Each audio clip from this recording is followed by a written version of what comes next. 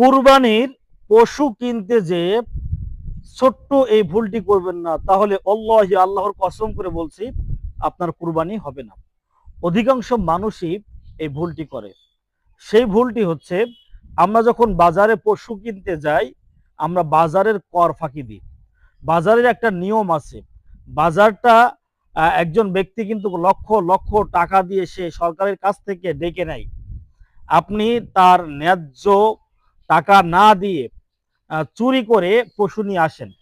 অনেক সময় অনেক চিটারি বাটপারি করে পশু বের করে আনেন।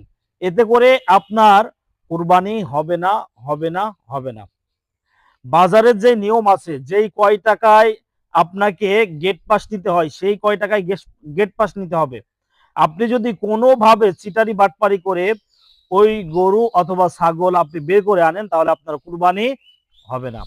এজন্য সবাই সতর্ক থাকুন। এই ছোট্ট ভুলে কিন্তু আপনার কুরবানি পুরোটাই বাতিল হয়ে যাবে।